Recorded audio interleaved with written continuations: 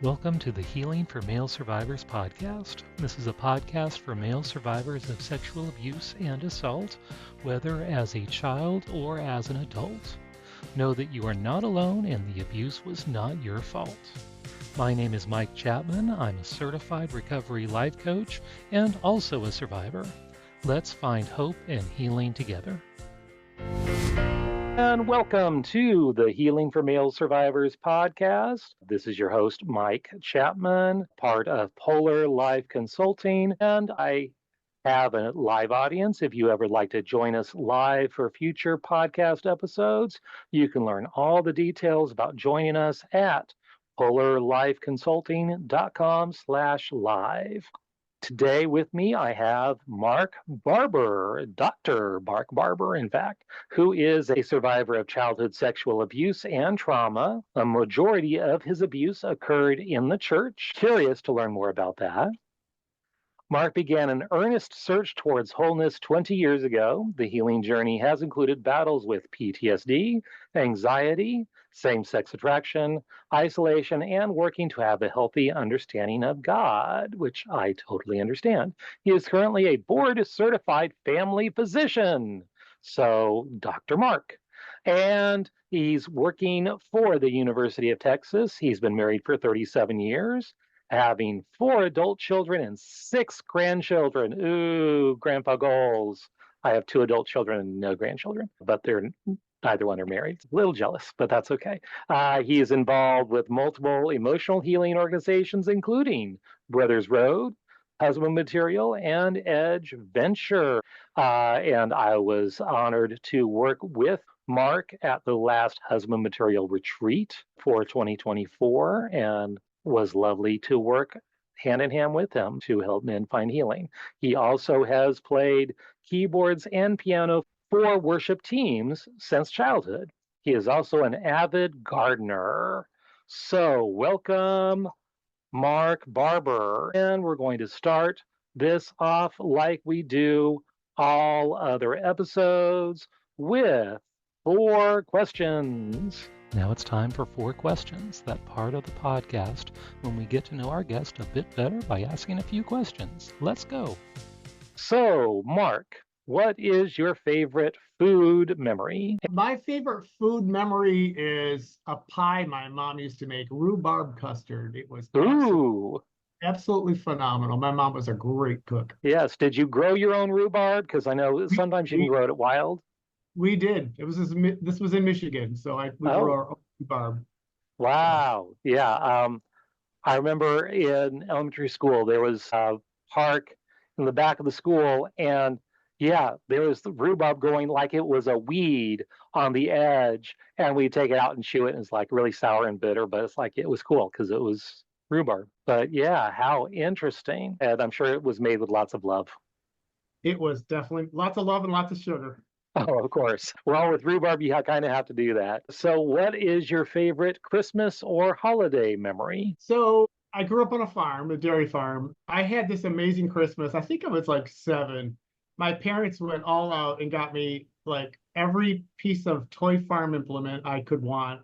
Wow. New tractor, new combine, wagon, baler. That Christmas, I remember thinking I was like king of the world. I had everything anyone could ever want in their life. So, wow, that's excellent. So, how big was your farm? Well, we farmed about 300 acres when I was younger. And then as my dad got older and retired, he sold off parts of it.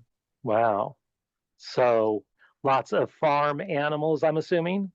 Yeah, we did dairy, but we mainly had just cattle. And then I had chickens when I was a teenager. Oh, okay. Wow. So, what is your favorite church or house of worship memory? Yeah, so the church question is a little trickier for me. So yes. I'm going to go out of the church to answer this for favorite. Okay. It was actually an Edge Venture weekend I did probably 15 years ago where we had like 60 or 70 guys all just praising God and singing The Healer and some of the Chris Tomlin songs. It was just a wonderful place to be in that space of safety and invite God's presence. It was a Sunday morning church service. That's one of my all-time favorite periods of worship that I've had in my life. Nice. So, for those of us who are not familiar, what exactly is Edge Venture? So Edge Venture is an emotional healing weekend for men who are struggling with anything. So it is Christian based. It started in Michigan. I believe they've added, there's one in Tennessee, I think, and maybe one in Iowa. If you're a Christian that's struggling, it's a good place to go and find healing. Wonderful. Yes, I've gone to several men's events, and yeah, men worshiping together is just so cool because that doesn't happen very often. I mean, even in church, I mean, maybe a quarter or less of the guys even try to sing, Yes. unless they're up on stage. So yeah, I'm in that quarter usually. Yeah, husband material, the guys all singing "How Great Thou Art." That was Oh absolutely beautiful that Sunday morning. yeah, Yeah. yes, yes. And what is your favorite scripture or any inspirational quote that has helped you on your spiritual journey? And what about it speaks to you? So my current quote, and I tend to change these every few months, but Jeremiah 1:5, before I formed you in the womb, I knew you, and before Mm. you were born, I sanctified you. I love that scripture And what about that speaks to you? because it lets me know that originally I was loved by God and was desired and wanted and basically loved by God. Right, right. That makes a lot of sense. So, with your love for God, even though it sounds like part of your story involves some really bad church hurts, tell us your story. And like a lot of us, I know my story, it kind of bounces all around the timeline as things get disclosed. So, feel free to go wherever you need to go, backward and forward in time, whatever you need to do. And then let me know how it's been going on your healing journey as well, and what things have worked and what things haven't worked that you've tried as part of your healing journey. And then I'd love to know more about what you're doing these days, including your work with Edge Venture and all those other men's groups, and the fact that you're a doctor and you're also kind of a life coach, I guess, and working with men in other ways, helping them find healing. So I'd love to learn more about all of that. So let's start with your story. Okay. So, yeah, let me jump in my story. So, it kind of has what I think of as three parts. The first one, I was about 10, and I got invited over to a family member's house to spend the night with my nieces and nephews. And the family member had taken on a foster child who was 17. So, I was 10, he Mhm. was 17. And he showed an interest in me, which was very different from my sister's boyfriends, shall we say. I have three older sisters, and their boyfriends absolutely did not want me around at all. And anyway, so it was a contrast. Anyway, so he invited me into his bedroom one night. It was just him and I made my bed on the floor. And before I know it, he invited me into his bed. I was very much not sexual. I just didn't think those thoughts. And so anyway, so you know where this story is going, I'm sure. He invited me into his bed, and before long, he had his hands down my pants, and And how old was he and how old were you? I was 10 and he was 17. Wow. I remembered all the feelings in my body of just being a little boy and being touched in that way. And I'd never experienced anything like that. And I remember just being completely overwhelmed and just feeling like I was gonna either blow up or disappear or and this went on. He asked, I won't get into too many details here, but he asked Hmm. to do different things to me. And I didn't say no, but I also I think made it pretty clear I wasn't really interested in doing any of the things he wanted to do to me. He attempted like rectal penetration and things like that. So this got pretty involved. Eventually, I was freaked out and overwhelmed to the point I just said to him, "I'm going to sleep." I just remember saying, "I'm really tired," and I just went to sleep. And I think at this point, with the just knowing now what I know, I think what I basically did just almost went like into a catatonic state and just put myself to sleep just from Hmm. being overwhelmed. Do you think he continued even though after you had Oh fallen yeah, asleep? I'm sure he did. Yeah. Okay. In the morning when I woke up, he was standing over my bed naked with an erection with stuff coming out of his penis that I didn't know what that was. That just Mm, absolutely freaked me out. I quickly got myself together, grabbed my blanket or whatever, and left the room. And honestly, it didn't, somehow my brain just kind of packaged it. It was a Right. weird experience, but it didn't really have a context. So I didn't know what to do with it. It was just like one of those things, oh, well, I've never done that before, but now I have, and I didn't particularly like it, but it didn't seem to have any impact. And I wouldn't say I forgot about it, but it just wasn't a big deal for me until about 4 to 6 months later. I heard a couple other family members talking about homosexuality, Hmm. and I didn't know what that was. And so I asked, and I learned that it was males having genital contact with each other or having sex with each other. And it occurred to me that I had engaged with that with Ed. And I immediately had just this wash of guilt and fear, like I was going to go to hell for what I had done. And I desperately wanted to find someone to talk to explore that with. And I tried to reach out to a couple people. One was a church leader, one was somebody in my family, by just putting out little pieces of my story like a fleece. Right. Well, and And that's true. We talk about disclosure, and most men, first, it takes an average of 25 years from the time the abuse ends to the time of your first disclosure. But when men do tend to disclose, it's a little piece at a time to test the waters. It's like, okay, I'll give them this little snippet of truth and we'll see how they handle it. And then, okay, then we might go a little bit deeper just to test the waters and see how they take it. And that's a very normal response to trying to disclose this horrific truth that you have no idea how it's going to be received.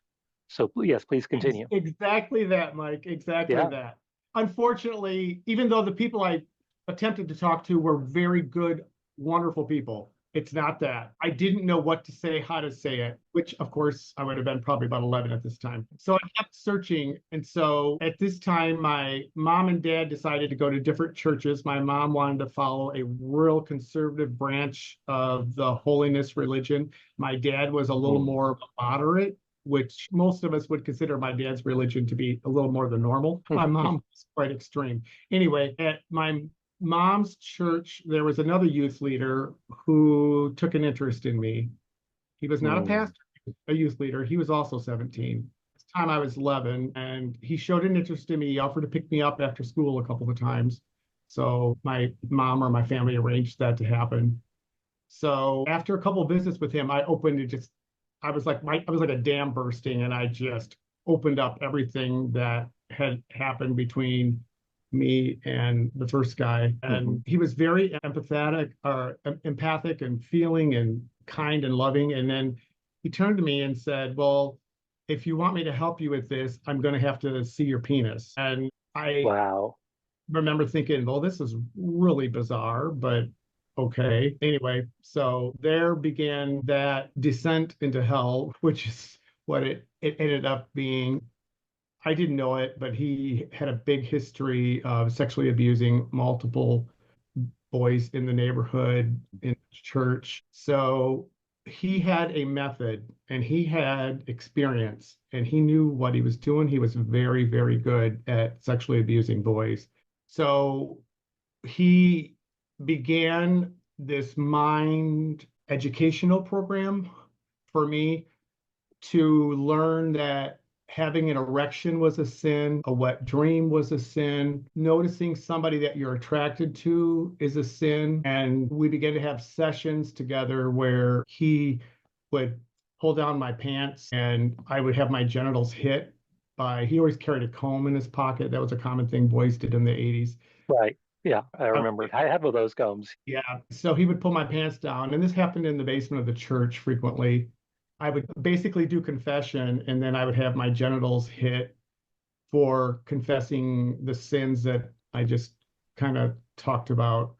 And So then, he would use sin and repentance and so forth to then physically abuse your genitals as yes, some kind of penance. correct. So okay, but it sounds like he did more than that as well. Well, in part, I guess for him being willing to help me with this, my job was to then give him oral. Wow.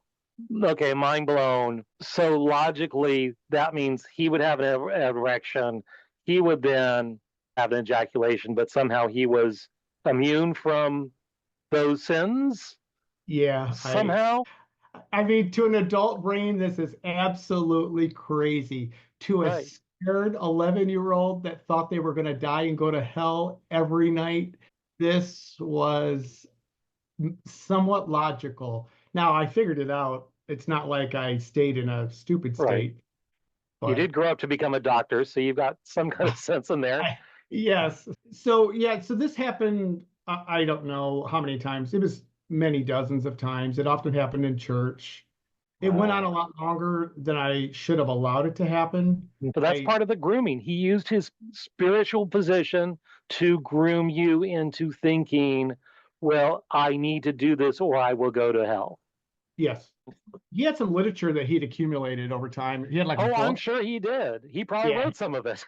yeah. I remember But him showing me pages in a book about it being a how sinful it was if a boy had a wet dream, and wow. it So had it's in pictures, the Bible. It's like, yes, if you basically. have a nocturnal emission, then you're considered unclean. But I mean, so is being on a woman being on their cycle. You're temporary unclean, and so you just have to do ceremonial washing, blah blah blah, for a couple days, and that's it. But it is mentioned, but it doesn't say this is a horrible sin. If this happens, it's just you're temporarily unclean, just like all these other things, and so you're ceremonially unclean. But that's all it says.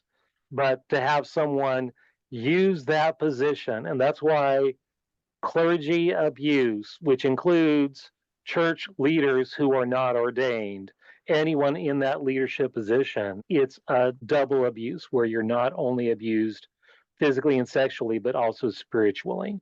And taking advantage of that. And because they are the representative of God to you, and to skew that. And so many do not come back from that. I've talked to so many survivors who have church or clergy abuse as part of their story, and they've just turned away from church altogether, turned away from any kind of organized religion. Some will choose to do some, and some have been on my podcast before, some kind of spirituality in their healing, but not organized religion, especially not the one that they came out of from the abuse. So, yes, please continue.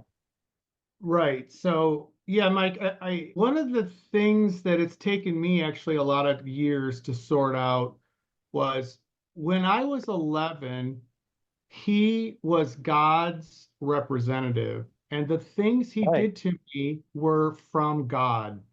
Mm, Now, they weren't in reality, but at the time, I was having my genitals beat because God wanted them to be beat. I was having wow. my genitals beat because I was having an erection, because I was having wet dreams, or because I noticed somebody that was attractive. And so that created a lot of just chaos in my understanding of what kind of a God is it that we're serving. It feeds into that. And the other thing about a really conservative religion, there's a big component, at least for me, in the religion I was raised in, of setting yourself apart, being separate from the world, being different from the world. So pulling yourself out, being different, and then suffering for the cause of Christ was put right into that mix. So that was also a part of my genitals being hit, was I was Mm, suffering so I could be a good Christian. And, honestly, I know that theologically this is right. profoundly messed up. Yes. I'm a very active, very happy Christian now, so I'm not Yes. anti-Christian at all. But it is a very powerful force, and it can really be twisted and messed up in a kid's mind, like you were just talking about. Absolutely. Absolutely. So please continue. How did this continue? How did that end? Whatever happened?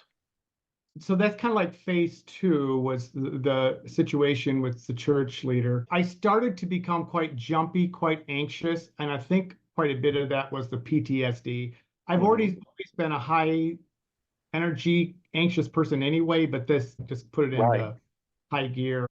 For some reason, my dad decided to yank me out of a really good school and put me into a really horrible school. I do not know why that was Wow. decided. At age 13, I got yanked and put into a school where I knew almost no one. It was like 25 minutes from my house, so I knew Mm, nobody. wow. And the first day in class, in algebra class, JV team was in there, and a kid behind me dropped a math book behind me on the floor and made a huge loud crashing noise, and I jumped, and the whole JV team saw that. And so I started getting bullied just mercilessly from day one, hour one. And so over the next few months, I was threatened to be killed multiple times. I'd get shoved and hit and groped and tripped. And it was just absolute bullying. And so many Right. teachers burned out and could care less. It was like I didn't, there was a couple teachers that, would try to keep people in line, but a lot of the teachers just turned an eye. They didn't Right. care. So it was So a really bad. was it just because of that? I know working with you, you're on the shorter side and I'm on the taller side. Were you short statured in that time? Because I was a late bloomer and I was always on the short end. If you lined up all my classmates, I would be way towards the bottom, not the shortest, but maybe like the bottom three or Yeah, five. no, I wasn't. I mean, I was probably pretty close to my height now, which is I was Okay. 5'10" and a half. Okay. Obviously there were guys that were a lot bigger than I was. Right. So you didn't stand out as being extra short. No, I was a farm kid, so Yeah. physically I could one on one I can stand up for myself, but you take six Right. boys, I can't stand up for six Right. to play football. There's just no freaking way. Right. So, unfortunately, one of the slang words that were really common in the 80s to use if you're going to bully somebody was the word faggot. And I got called that, and I didn't know it, but at that school, that's what everybody got called. But to me, it meant somehow that they knew about my Mm, past. right. And I was 13 at this point. So I didn't have mature adult thought processes going on. So I started to feel like I had this tattoo on my head that said I wanted to engage in behaviors I didn't want to engage in. And I didn't know how I was communicating that. I didn't know how they picked up on that. In reality, they hadn't, but again, I didn't know that.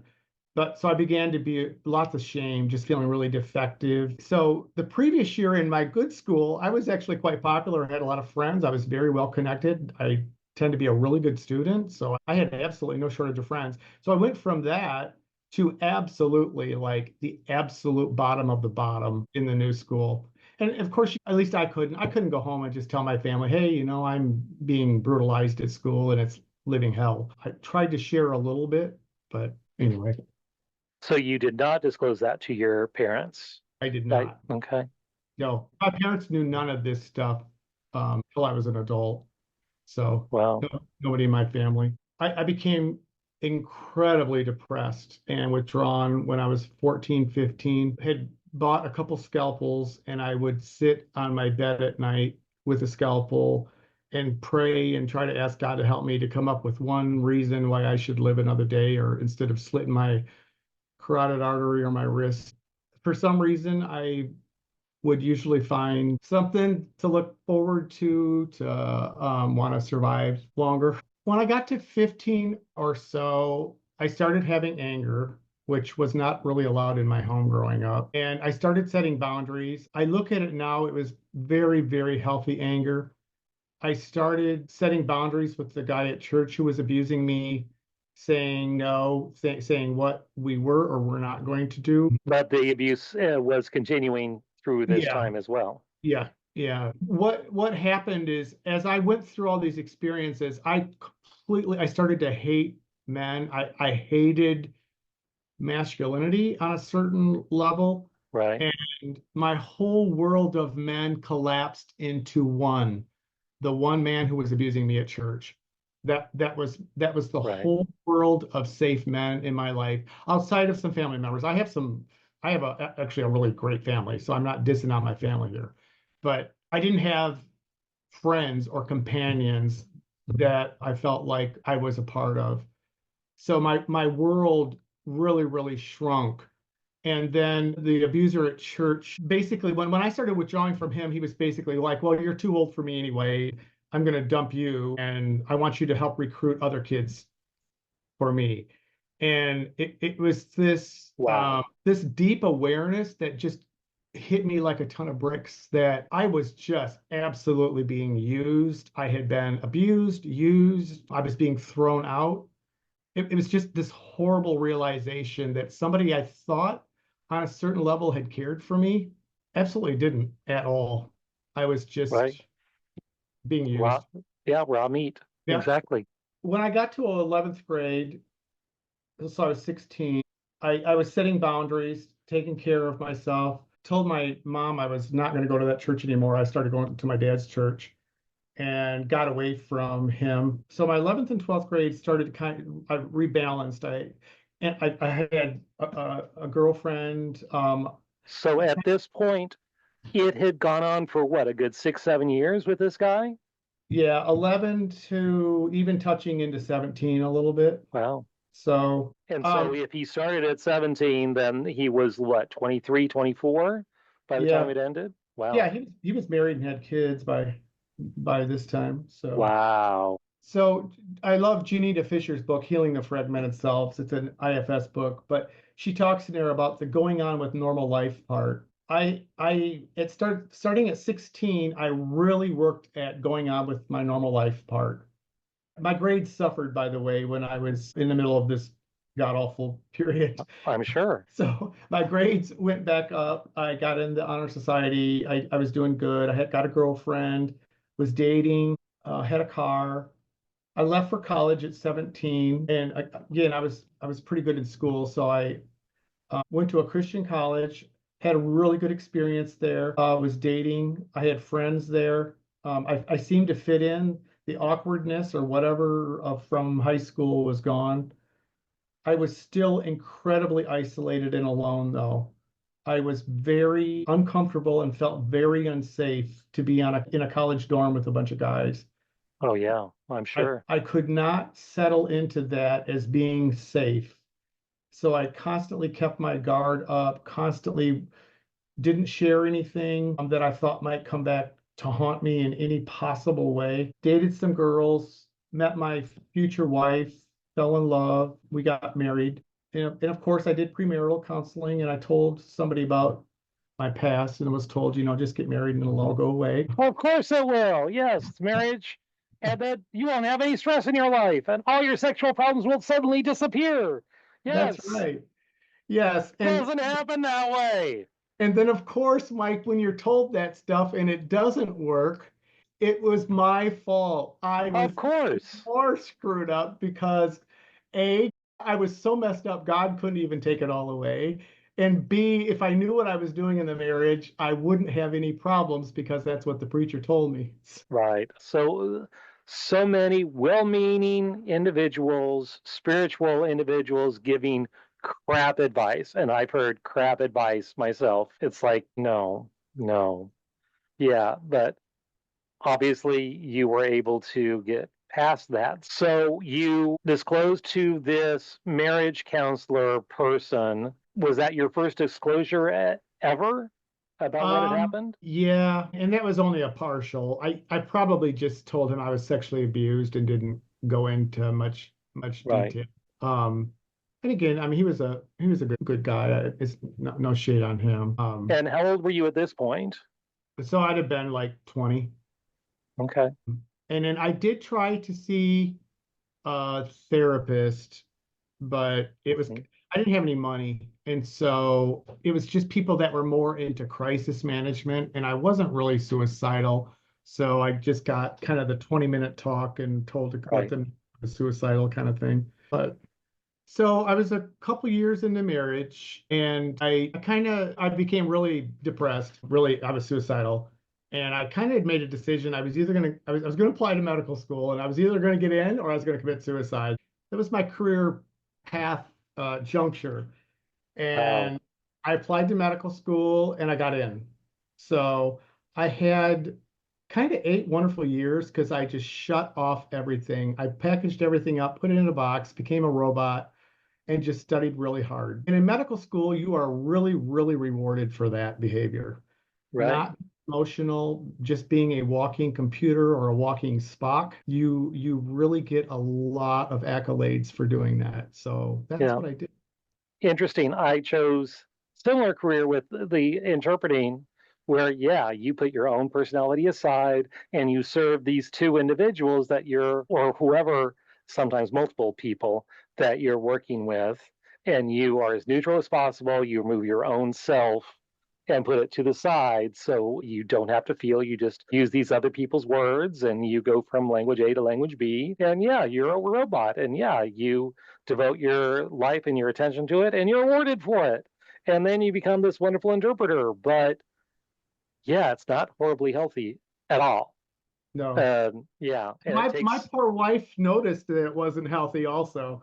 oh, I'm sure.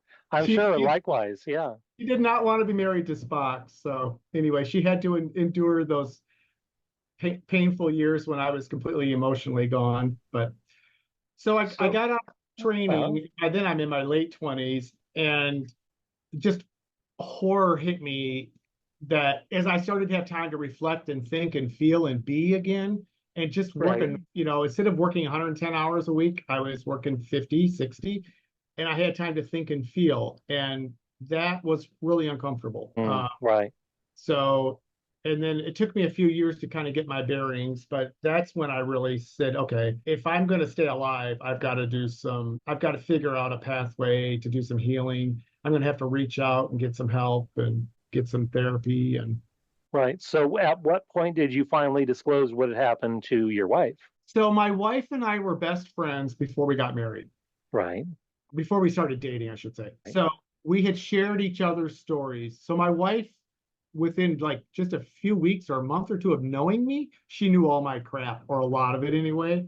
Oh, so you did disclose to her.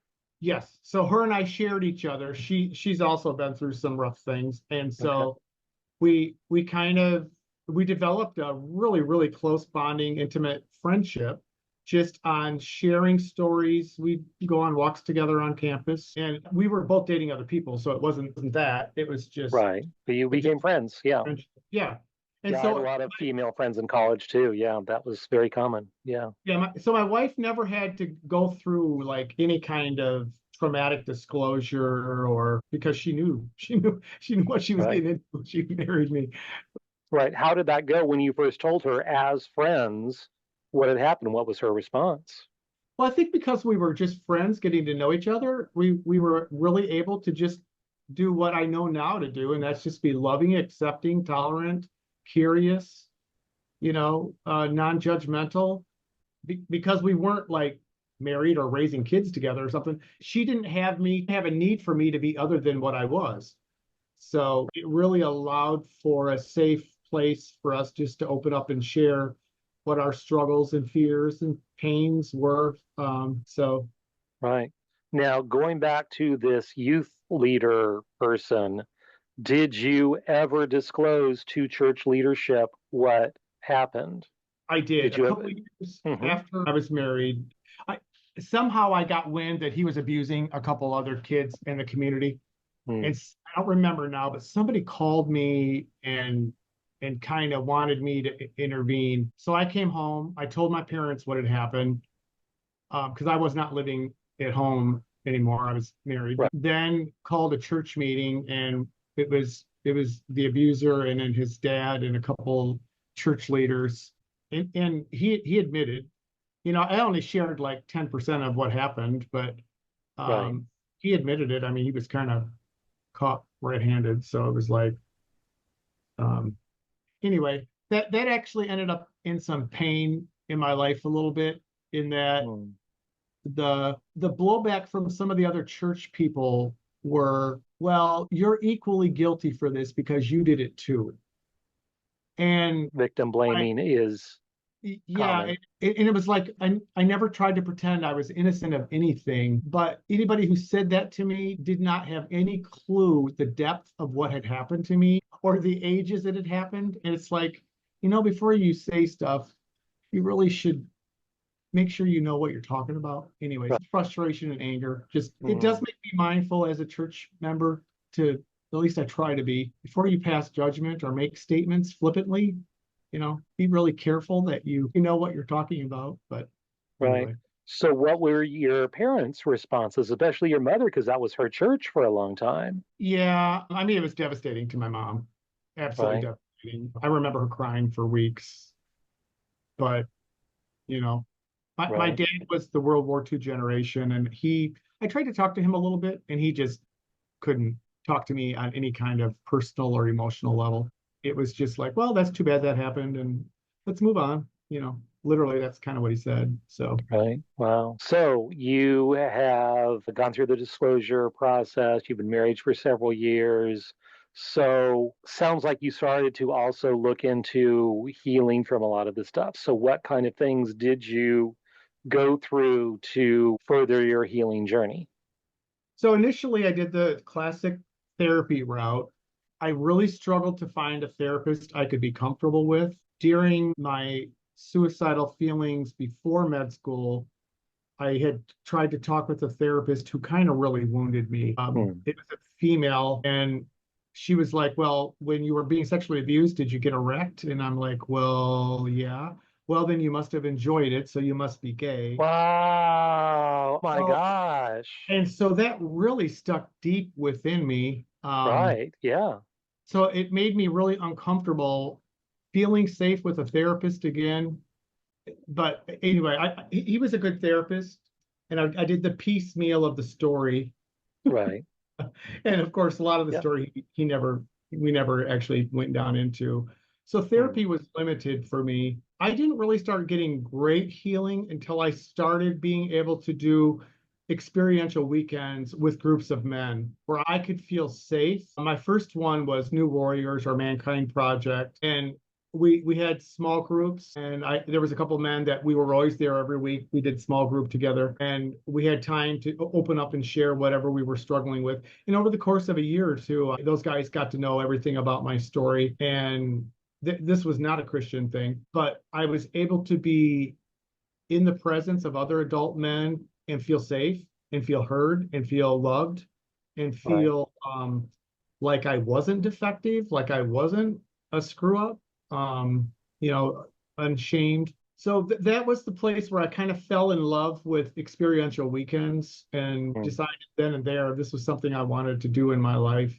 So then I got involved with Brothers Road and Adventure, and I've done multiple other things as well. Right. And now husband material. Husband material, yes.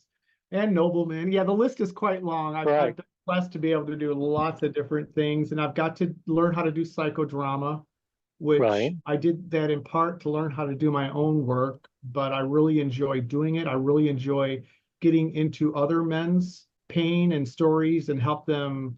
There's just something really beautiful to enter into a man's story and Right. see the healing and the pain and shame lift. It is so beautiful. It's so sacred. And to be honest, Mike, it's the closest I feel to God on Hmm. this earth, even though it's not in church. It is the most spiritual, it is the most enlivening, and to see the Holy Spirit come in and just heal deep, painful wounds. There's nothing else like that experience for me. So it's a little bit like an addiction, to be honest. Right. Yeah, it totally is. I know I've been doing that a lot with husband material over the last few years and was thrilled to be able to team with you this fall.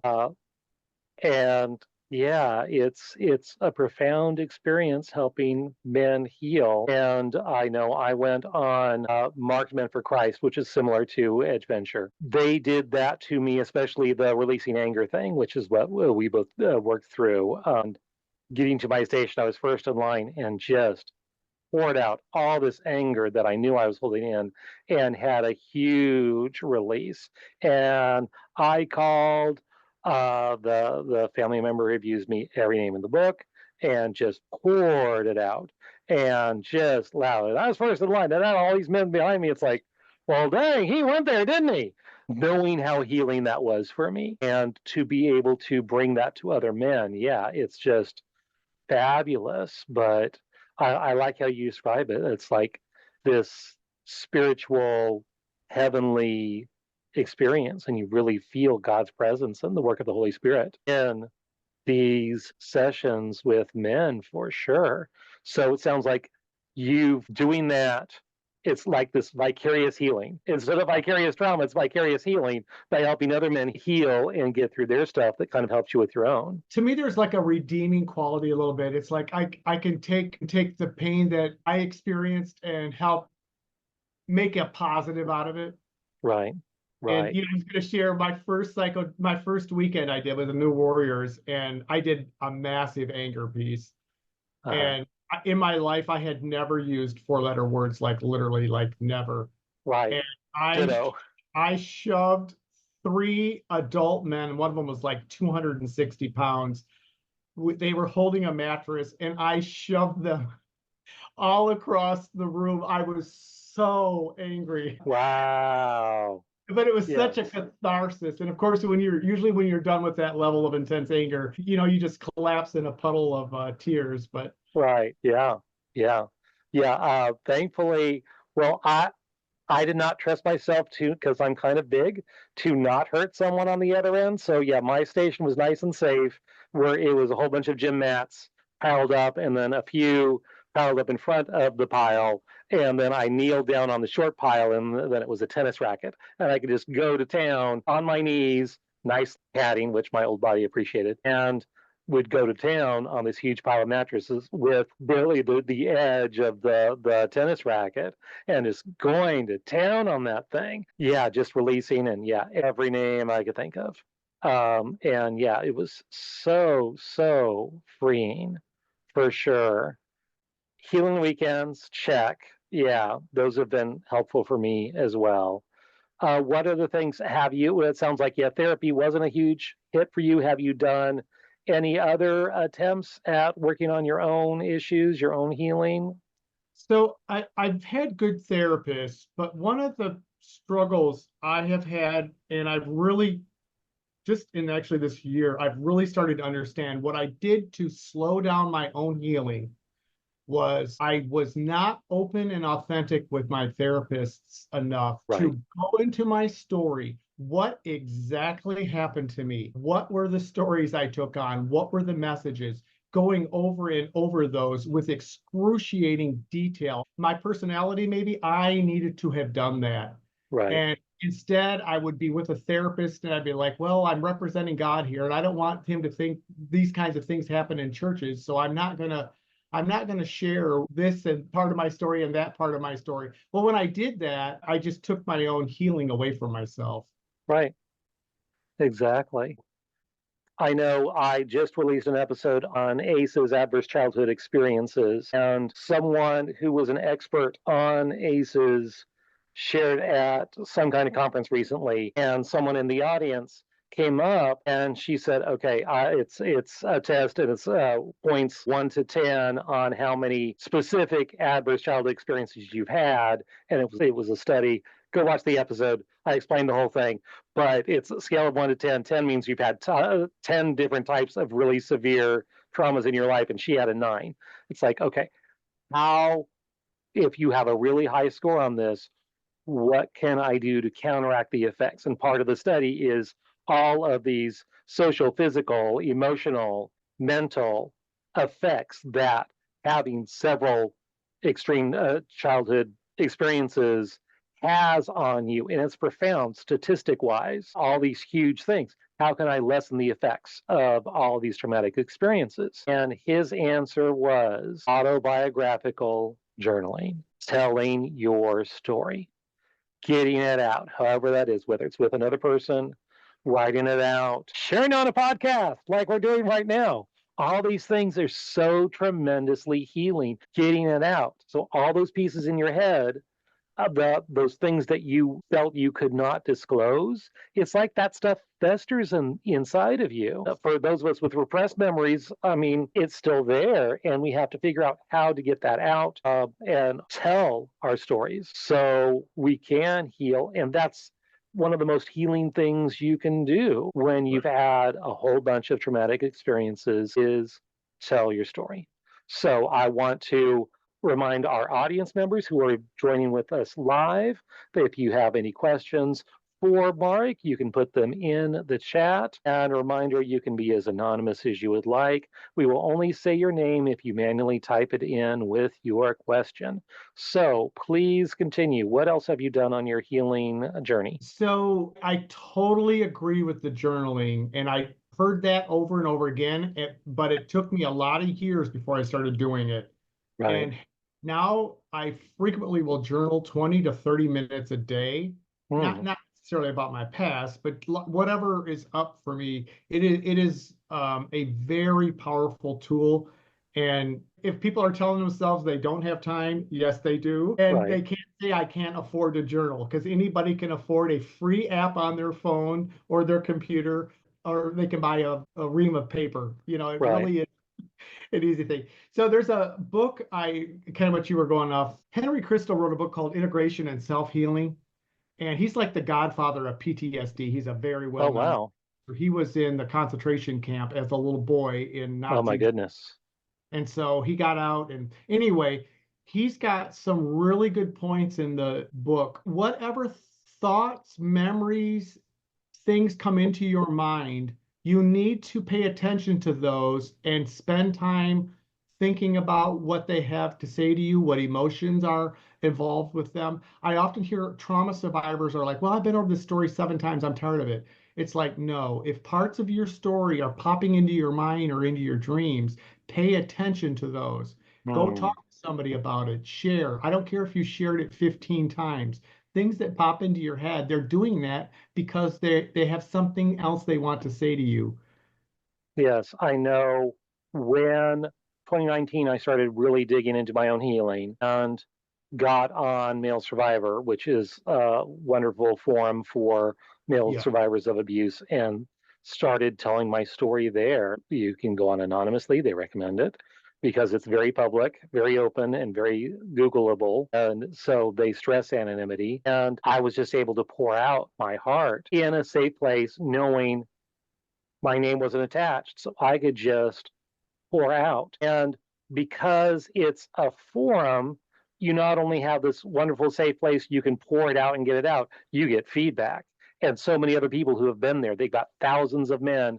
It's been around for like close to 20 years now. So 20 years worth of posts from thousands upon thousands of male abuse survivors are on there sharing their stories, their struggles, their healing, what works, what doesn't, and they're there for you. And it's a wonderful environment. I have tried to replicate that within husband material and the CSA fellowship group we have on there. Similarly, safe place you can go and share your story. And what's lovely about it, you can give feedback. So yeah, and I continue to share stories when I face stuff.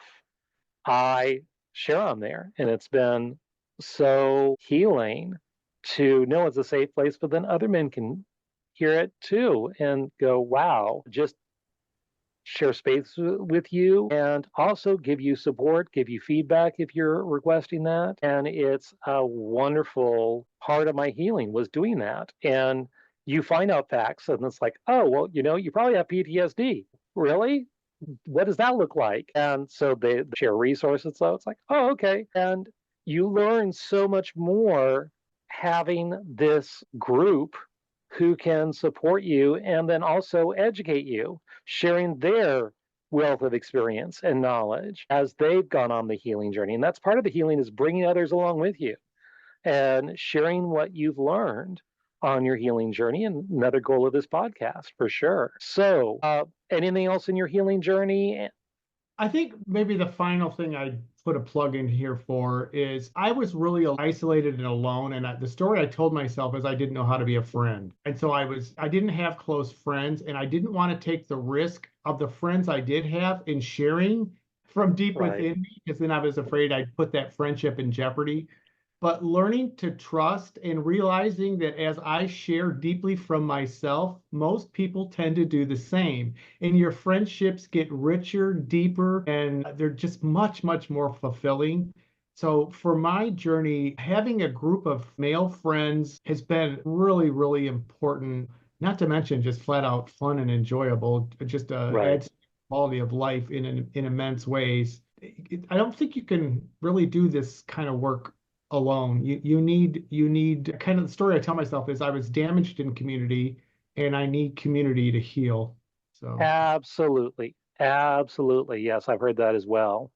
That any kind of recovery issue, addictions stem from hurts, and hurts come from trauma. And yeah, you heal in community for sure. So you've found healing. Now, what are you doing these days? I mean, you're a doctor, but then you're involved in all these men's groups as well, and you got kids and you got grandkids. So, what's going on these days with Mark? so yeah, I stay pretty busy. I have a really nice life. Bought a little farm down here in Texas, so I have lots of things to keep me busy. Oh, I'm But sure. I How big is really your farm now? it's only 40 acres down here. Okay, It's a little only 40 acres. it's a little farm, but a big part of my this kind of thing now is just mentoring, being in touch with other men, Hmm, serving on weekends, trainings, but just developing friendships and mentoring guys. I've got several men that have been really, really, really deeply traumatized, don't have very many resources that they can really turn to.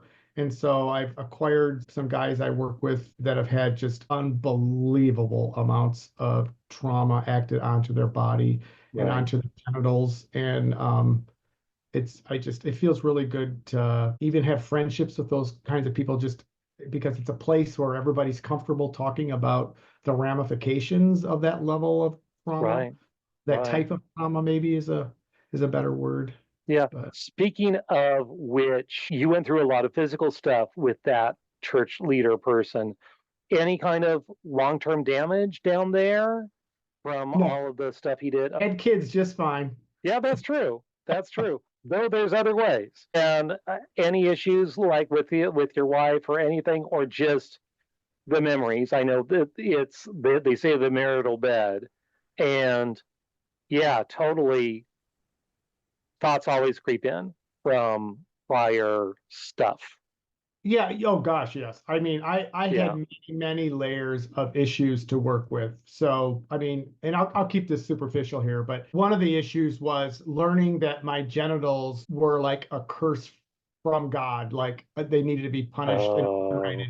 They were not to be enjoyed. They were the source of evil. wow. Working through that was a big challenge. And then God forbid to start think of, wow, not only is it okay to have male anatomy, but it actually might be okay to enjoy having male anatomy. And so, there's like all these little layers of the onion that you go Right. through, start peeling away some of this trauma stuff. And that's a unique perspective to have and to come out of. And it sounds like, yeah, you've been able to connect with a lot of men who have had similar experiences, not just the sexual abuse, but specifically that genital torture kind of things, which, yeah, that's can very much be a part of abuse stories. And the fact that you're a doctor too doesn't hurt either because you have that medical knowledge. And so you know, okay, how things work and how things can be damaged and not damaged and healed and so forth.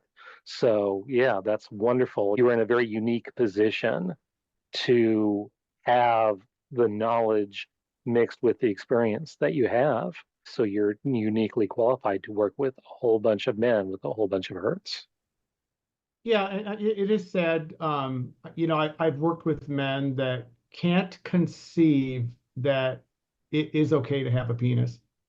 Yeah, And to get that out of someone's head is really, really difficult for some people. right. And I it's thoroughly enjoyed Drew's podcast within Husband Material, and he talks about penises. He has a whole episode on penises and a whole another podcast on testicles, and both very, very healing, talking about the blessing of those things. And yeah, just being able to embrace them because that's how God designed us. And Yeah, and how healing those are. And I'll put those in the show notes as well. So, and we do have someone from the audience. Thank you, Mark. I really appreciate your honesty and openness. Very real. I was also abused by clergy, have PTSD and hypervigilance. I could relate so much to your emotional roller coaster, especially as a teen. And thank you, Mike, as well. Thank you. So, any response to that, Mark? I appreciate it. I would guess if he and I could hang out together, we would probably feel like kindred spirits. So Oh, for sure, for sure. And any final thoughts for our listener out there? stick with healing. I've met a lot of people that'll work so far and then they're like, I'm just going to go into drugs or alcohol and bury this. And Right? boy, I get that. But boy, stick with it. There is healing. This stuff can be healed. It's a lot of work. It's painful work, but just stick on the journey. And if one thing doesn't work, then try something else. Persevere. Absolutely. And if you find therapists, sometimes like your experience, Mark, you don't always find a good therapist right away. Sometimes you have to go through several before you can find someone who is effective and won't blame you for all the things that happened. Yeah, the horrible, horrible, horrible. Wow. Well, thank you so much, Mark, for sharing your story with us today. And thank you for being with us. And we'll see you next time on the Healing for Male Survivors podcast. If you would like to learn more about my coaching with Polar Live Consulting, where I provide one-on-one coaching and group coaching, both with a focus on healing for male survivors, reach out to me at polarliveconsulting.com. That is Polar spelled Polar. I would love to hear from you. I want to hear your story. If you would like your story featured on this podcast, contact me via my website. If you like this podcast, please rate and review because that's how other people can find me, and I really want to spread this message of healing and hope to others. And remember, you are not alone. Healing is possible, and the abuse was not your fault. Let me repeat that. The abuse was not your fault. See you next time on the Healing for Male Survivors podcast.